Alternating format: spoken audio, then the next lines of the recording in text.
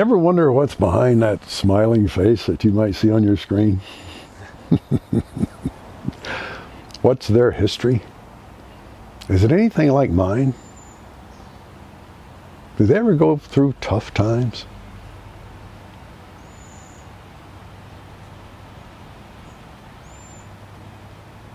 You know, no one that really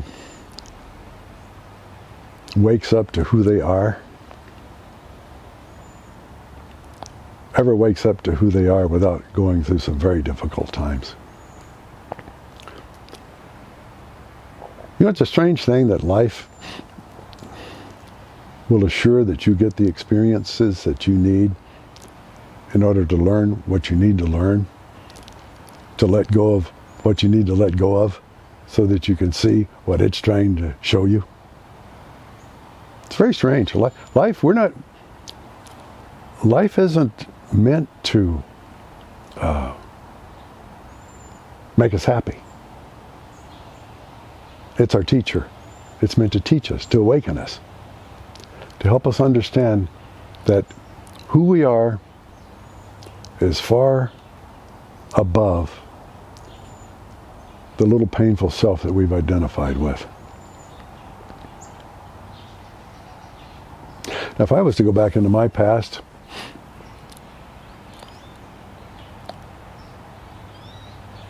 there were times when, initially I didn't understand pain. I didn't even know I was in pain. I just thought I liked to drink a lot and have a good time. I didn't realize it was pain that was driving me to do that.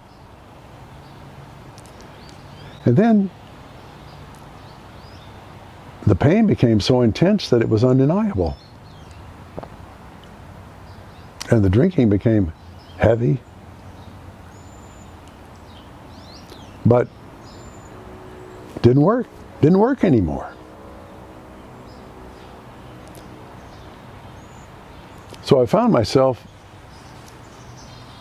experimenting with, self-medication, street drugs. And it wasn't long before I became addicted to cocaine. Not just cocaine, but a very powerful form of cocaine, crack cocaine. And for 6 years, I struggled with that addiction. And maybe you know what that's like. But there's immense depression in being addicted. And the answer for the depression feeds the depression. Because you take more drugs to get over the depression. And it leads to a high, sure, momentary relief, but then right back into depression. So only bring this up because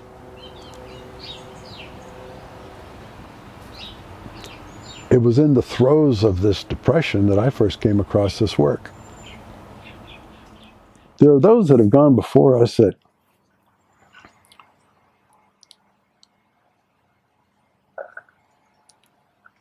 have kind of unveiled the mask of the ego so that it becomes something observable, so that there is an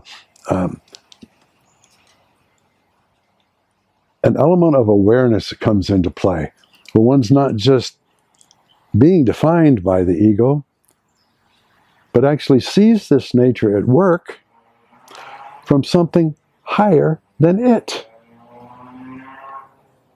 And in that seeing is an understanding that bridges the gap between what is real and what is not real, between this egoic nature that seeks to fool us into serving it, and a true nature, a higher nature, the reality of ourselves that would lift us up into a remembrance of who we really are, so that we're no longer bound by this idea of being a separate entity, of being divided, being separate from God, being separate from mankind, being separate from our brothers.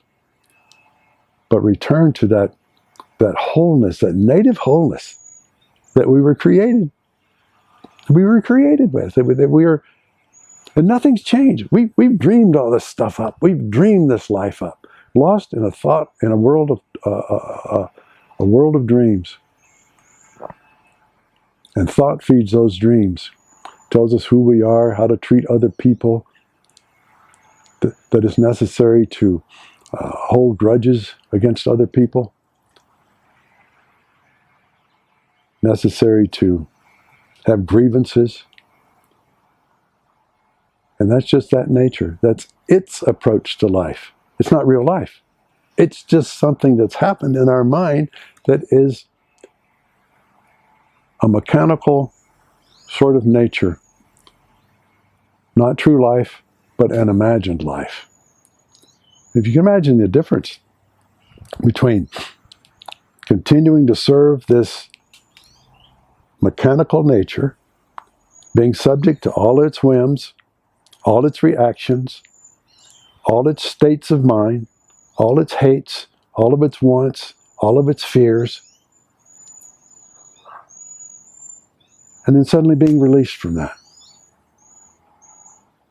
No more conditioning. It's freedom. Freedom to be who I really am. And not to worry about things anymore. Freedom to rise above that state.